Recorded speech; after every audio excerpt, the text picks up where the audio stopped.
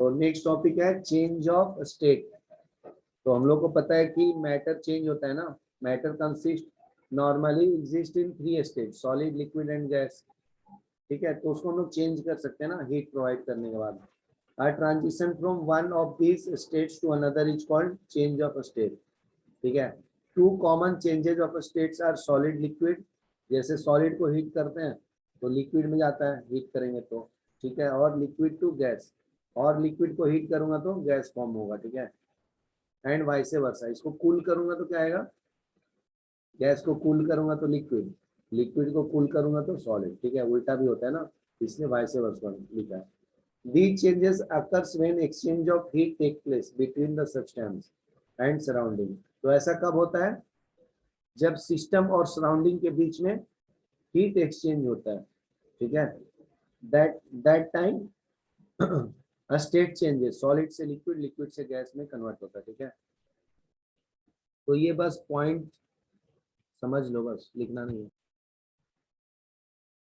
देखो, analysis of observation क्या बोलता है, there is no change in temperature from A to B. Diagram बनाया तो ए से बी गया, तो यहाँ से चेंजेस नहीं आया ना कुछ। This means that temperature of the ice bath doesn't change even heat is being continuously supplied. ठीक है, तो ए से बीच के बीच में कोई चेंजेस नहीं आता है, आइस सॉलिड का सॉलिड ही रहेगा। ठीक है, that is the temperature remains constant until the entire amount of ice melt. ठीक है, तब तक क्या करता है, ए से बी के बीच में हीट को एब्जॉर्ब करता है आइस। कब तक, जब तक वो पूरा आइस क्या हो जाता है, मेल्ट ना हो जाए। ठीक है, the heat supply is being utilised in changing the state from solid to liquid. ठीक है, ए से बीच में क्या होता है, चेंज नहीं होता है, कोई भी चेंज, नो चेंज। ठीक है, तो ये फर्स्ट पॉइंट है, लिख लो। ए से बी के बीच में नो चेंज है, और ग्राफ बनाना है। ए से बी के बीच में कोई चेंजेस नहीं है। ठीक है, वहां पे कांस्टेंट टेम्परेचर है। ठीक है, और बी से सी के बीच में चेंज हुआ है, मतलब यहाँ पे आइस ही रहेगा। ठीक है, बी से सी लिक्विड फॉर्म में कन्वर्ट हुआ। ठीक है, ये लिक्विड। फिर से सी से डी के बीच में कुछ नहीं हुआ, जब तक वो पूरा हीट नहीं हो जाता तब तक वो सेम टू सेम रहेगा। ठीक है, फिर वो डी से आगे गया तब गैस फॉर्म हुआ है। ठीक है, तो ये टेम्परेचर को, कांस्टेंट टेम्परेचर को रिप्रेजेंट करता है, कांस्टेंट टेम्परेचर। तो ए बी जो है वो कांस्टेंट टेम्परेचर रिप्रेजेंट कर रहा है, सी डी भी कांस्टेंट टेम्परेचर, और बी से सी का रिप्रेजेंट करता है change of phase, change of phase. और डी से आगे क्या रिप्रेजेंट करता है, चेंज ऑफ फेज। ठीक है, ये लिख लो।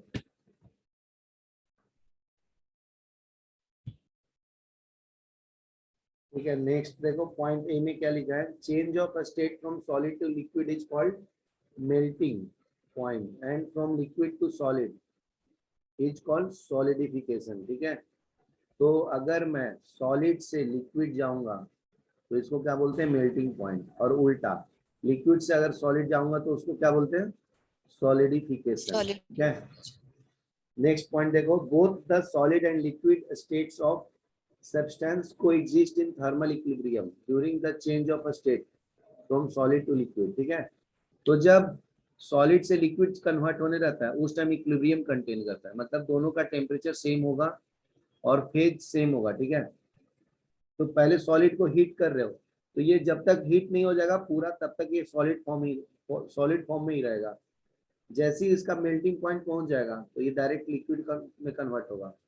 तो उस टाइम लिक्विड और ये जो सॉलिड वाला फेज है जो लिक्विड में है, दोनों का टेम्परेचर सेम होगा। ठीक है, तो उसको बोलते हैं थर्मल इक्विलिब्रियम, थर्मल इक्विलिब्रियम। ठीक है, यहाँ पे देखो लिखा हुआ है।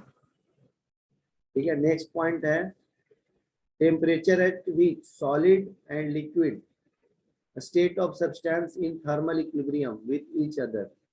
ठीक है, ये पॉइंट लिख लो, 1 2 लिख लो और वो डायग्राम बनाओ, फिर आगे बताता हूँ।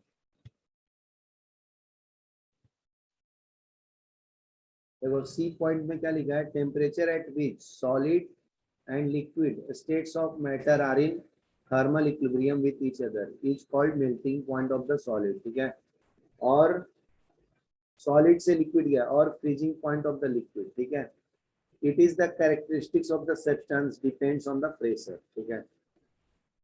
तो देखो मेल्ट हो जाएगा, अगर सॉलिड से लिक्विड में गया तो सॉलिड मेल्ट हो रहा है तभी लिक्विड बन रहा है ना, और उल्टा करूंगा, ठीक है, तो इसको मेल्टिंग पॉइंट बोलते हैं, और उल्टा करूंगा जैसे लिक्विड से सॉलिड बनाऊंगा तो उसको क्या बोलते हैं, फ्रीजिंग पॉइंट, ठीक है। तो देखो यहाँ पे लिखा हुआ है मेल्टिंग पॉइंट, और उल्टा जाऊंगा तो वाइस वर्सा फ्रीजिंग पॉइंट, ठीक है। तो सिंपल याद रखो, सॉलिड से लिक्विड गया तो उसको बोलते हैं हम लोग मेल्टिंग पॉइंट, और लिक्विड से सॉलिड गया तो उसको बोलते हैं फ्रीजिंग पॉइंट, ठीक है। ये पॉइंट लिख लो। नेक्स्ट पॉइंट क्या है देखो, melting of the substance eight one standard atmospheric pressure is called normal melting point, ठीक है।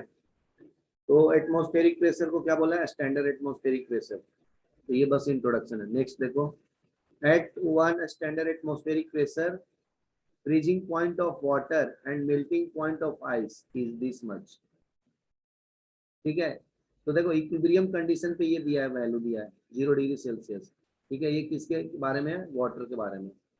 तो freezing point describes the liquid to solid transition and while melting point describes the solid to liquid transition, ठीक है। तो जैसे मैं पहले बोला ना तुम्हें कि देखो यहाँ पे बोल दिया हो ना, लिक्विड से सॉलिड जाएगा तो फ्रीजिंग पॉइंट होता है, और सॉलिड से लिक्विड जाता है तो मेल्टिंग पॉइंट। तो बस ये 2 पॉइंट्स लिख लो जो मैं टिक किया हूँ, ठीक है, ये वाला शॉर्ट फॉर्म में।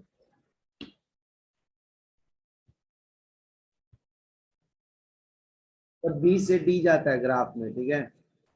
तो क्या होता है, temperature began to rise from point B to C after the whole of the ice gets converted into water, we continue further heating, ठीक है। उसके बाद हीट करते रहते हैं, टेम्परेचर बिगन टू राइज, तो टेम्परेचर बढ़ते रहता है ना।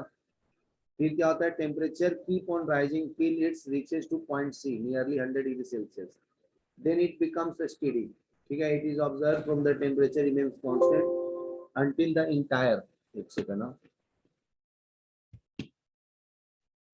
रुक जाओ, ठीक है। तो ग्राफ में था ना, देखो ग्राफ फिर से एक्सप्लेन कर देता हूँ। ए से बी गया तो इस टाइम टेम्परेचर कांस्टेंट था, बी से सी गया तो टेम्परेचर क्या किया, राइज किया, ठीक है। इस टाइम क्या है, कांस्टेंट है। और सी से डी गया तो क्या है, फिर कांस्टेंट है। फिर डी से ऊपर जा रहा, मान लो ई ले लो, ठीक है। तो यहाँ पे टेम्परेचर क्या हो रहा है, इंक्रीज हो रहा है, ठीक है। तो इस पॉइंट्स के बारे में ही बोल रहे हैं, देखो यहाँ पे लिखा है temperature remains constant until the entire amount of liquid is converted into vapour, ठीक है। तो सी से डी ये आपका लिक्विड फेज है ना, ये आइस फेज है, ठीक है। और आइस से ये लिक्विड फेज है, और ये लिक्विड फेज ही पूरा ये वाला पॉइंट, ठीक है। फिर नेक्स्ट देखो, heat supplied is now being utilised to change the water from liquid state to vapour. तो यहाँ पे 100 डिग्री सेल्सियस पहुंच जाएगा तो ये लिक्विड गैस फॉर्म में कन्वर्ट हो जाता है, ठीक है। वो लिखा है उसके बारे में, बस एक बार रीड कर लो पॉइंट फिर से तुम लोग, ठीक है। तो देखो कंक्लूजन में क्या बोलता है, change of state from liquid to vapour is called vaporisation, while that from vapor to liquid is called condensation, ठीक है। तो देखो जब लिक्विड से वेपर में जाते हो तो उसको क्या बोलते हैं हम लोग, वेपराइजेशन। और उल्टा जाएंगे तो वेपर से लिक्विड में जाएंगे तो उसको बोलते हैं कंडेंसेशन, ठीक है। तो ये 2 पॉइंट्स लिख लो बस। नेक्स्ट पॉइंट है, both the liquid and vapor states of the state coexist in thermal equilibrium during the change of a state from liquid to vapor। तो यही बात हुआ, जब लिक्विड से वेपर में कन्वर्ट होता है तो दोनों क्या होता है, इक्विलिब्रियम पे होता है, उसको हम लोग थर्मल इक्विलिब्रियम बोलते हैं ना, ठीक है। मेन पॉइंट तो ये है जो मैं टिक किया हूँ, ये लिख लो। और नेक्स्ट पॉइंट देख समझ लो, सी में क्या बोलता है, temperature at which liquid and vapour states of the substance coexist is called boiling point, ठीक है।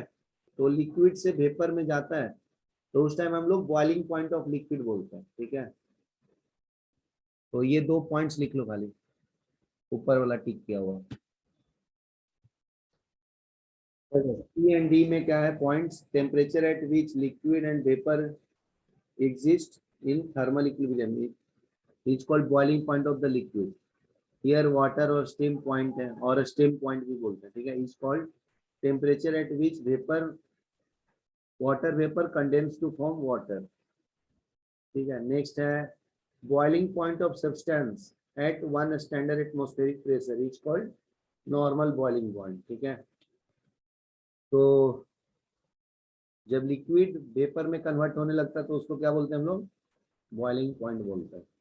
तो 1 एटमॉस्फेरिक प्रेशर के बराबर होता है 1 स्टैंडर्ड एटमॉस्फेरिक प्रेशर। ठीक है, ATM जिसको बोलते हैं। ठीक है, ये आपका ग्राफ के बारे में कंक्लूजन हो गया। तो एक बार स्टार्टिंग से बताता हूँ। ए से बी गया तो कोई चेंजेस नहीं है, आइस एनर्जी को एब्जॉर्ब करता है। बी से सी गया तो आइस लिक्विड में कन्वर्ट होगा। सी से डी गया तो कुछ नहीं हुआ, लिक्विड एनर्जी को एब्जॉर्ब कर रहा है। और डी से ई गया तो उसको क्या बोलते हैं हम लोग, गैस फॉर्म में कन्वर्ट हो गया। ठीक है, तो ए से बी गया तो उसको हम लोग मेल्टिंग पॉइंट बोलते हैं, और बी से सी गया, ठीक है, तो इसको हम लोग बॉइलिंग पॉइंट बोलते हैं। ठीक है, मतलब यहाँ से यहाँ पे गया ना, मेल्ट हो गया सॉलिड, उल्टा बोल रहा हूँ, यहाँ पे मेल्टिंग पॉइंट है और यहाँ से यहाँ तक कांस्टेंट है, और ये यहाँ से यहाँ गया तो उसको बॉइलिंग पॉइंट बोलते हैं। ठीक है, और उल्टा भी बोलते हैं, गैस से लिक्विड में गया बोलते हैं तो कंडेंसेशन हो गया। ठीक है, और लिक्विड से सॉलिड बनाया तो क्या बोलते हैं उसको, फ्रीजिंग पॉइंट ना। ठीक है, तो ये ग्राफ बना लो शॉर्ट फॉर्म में।